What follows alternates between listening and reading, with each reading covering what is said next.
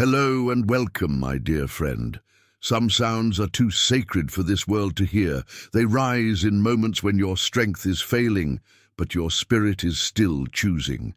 They do not echo through microphones or stages. They do not draw crowds or applause, yet they shake the heavens. There are praises that are born from deep within the ache, not polished, not rehearsed, just honest. The kind of praise that says, I don't understand this, but I'm not walking away. And that kind of worship is not a sound, it is a signature. Heaven has been tracking it. Every time you whispered thank you with tears caught in your throat, heaven recorded it. Not as a transaction, but as proof that something holy was rising inside of you. You didn't know it then, but your quiet obedience was louder than warfare. And now, something is moving. Not because you finally shouted the right phrase, not because you followed a formula, but because your heart kept bowing even when life did not. You need to hear this clearly. God is not just responding to you today. He has been recording you all along. The moments you thought were wasted, the nights when your worship looked like silence and surrender, the times you could barely get a word out, yet still lifted your hands, they were never missed. They were never ignored. They were never small.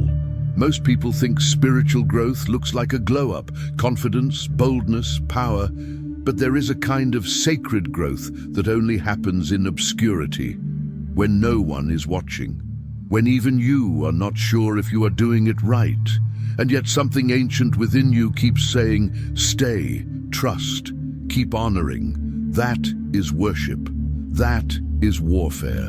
And that is why this message found you today. This is not about religion. It is about the decision you have made over and over again to keep showing up with your spirit open, even when your life felt shut down. Do you want to know what is rare? Not faith that celebrates miracles, but faith that praises before they come. You did not wait to feel strong. You did not wait for evidence. You lifted your spirit like a cracked vessel, offering what little you had left. And God smiled and called that holy. Some people think heaven responds to performance. Heaven responds to posture. And you, my dear friend, have been posturing yourself in faith during a season that tried to break your rhythm, your joy, your voice. But you never left. You are still here. Let me say something most people will not tell you. Worship is not a vibe. It is not a song. It is not something you schedule into a Sunday morning. Worship is what happens when everything you counted on disappears, and instead of cursing, you start talking to God again, even if all you can say is, I'm tired, but I still trust you. That opens something, not because your words are magical, but because your offering is honest. When a seed breaks open, it looks like destruction, but it is actually birth. That is what your worship has looked like this season. It has not been poetic, it has been messy, even ugly, but it has been real. And God never asked for a performance. He asked for your heart. And you gave it not when things were perfect, but when they were painful. Now this is what is shifting. What you have been doing in the shadows is about to be honored in the light. Not as a reward for being perfect, but as a recognition of what you survived while still choosing to believe. This is the moment when the echo begins. When heaven says, you were never invisible, I saw you. There is a kind of breakthrough that does not come by striving. It comes when the Spirit recognizes your worship has accelerated the timeline. The spiritual world does not move by words alone. It moves by alignment.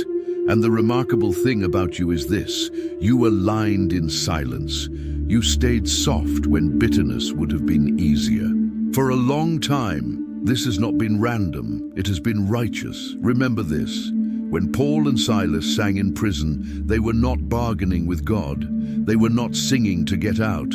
They were praising in chains.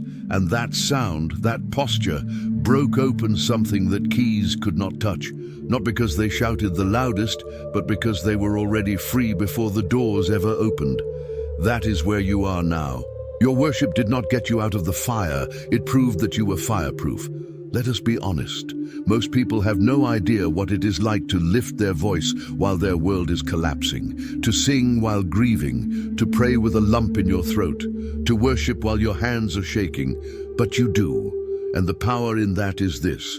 When you worship from that place, you are not just expressing belief.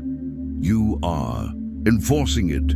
You are declaring with your entire being, I still know who is in control. And the spirit realm does not respond with maybe, and it does not respond with someday. It responds with movement. There are moments in your life that look still, yet they are pregnant with divine interruption. That is where you are now. Something you sowed through groans, through tears, through obedience, has reached its moment of response. It is not a matter of if, it is a matter of now. When God prepares to respond to worship like yours, He does not send comfort alone. He sends correction to the atmosphere. Everything around you is about to be realigned, and some of the people who never noticed your praise are about to witness the power it carried. Not so they applaud you, but so they recognize the one who carried you. Let me be even clearer. This is not a payout. This is prophecy catching up to its moment. This is the shift that happens when the sound of endurance in the dark becomes too loud for the next chapter to ignore. You did not worship for this. You worshipped because you had no other option. Because praise was your oxygen when fear tried to choke you. Because honoring God was the only part of you that still felt alive on some days. And now that worship is carrying weight in realms you cannot see, doors are opening, not because you earned them, but because you embodied something rare. Worship without performance, faith without feedback, obedience without recognition. That is the kind of character that can carry glory. Hear this deep in your spirit. God is not just proud of you. He is about to make space for you, not for status, but for assignment. Not to impress, but to impact. There is a table being set with your name on it, not because you demanded it, but because your worship qualified you. You did not beg for elevation, you bowed, and that bowing became a beacon. Do not be surprised when people try to circle back, when doors that were once closed begin knocking from the other side. When blessings arrive with your name etched in eternal ink, they are not showing up because life suddenly turned around, but because heaven turned toward you a long time ago. This is simply the reveal, so keep your posture. You do not need to strive. You do not need to shout. You do not need to prove anything. You do not even need to explain. When heaven confirms you, no earthly platform can discredit you. No opinion can cancel what God has already approved. No silence from people can override the sound of agreement that has already gone forth in the Spirit. Let this be your reminder. Every song you sang through heartbreak mattered. Every prayer you mumbled through exhaustion carried weight. Every whispered, I still trust you, spoken when your strength was gone, but your faith remained, was counted. It moved something in the unseen. It built something beyond what you could measure. And now, it is birthing something that can no longer stay hidden. The silence you sat in was never empty. It was never wasted. It was not a void. It was a womb. A sacred place where endurance was forming substance, where faith was being shaped without applause, where your spirit was learning how to stand without validation. And now, the season of concealment is giving way to the moment of emergence. This is the point where what was carried in secret begins to breathe in the open. This is the moment when your private surrender becomes public testimony.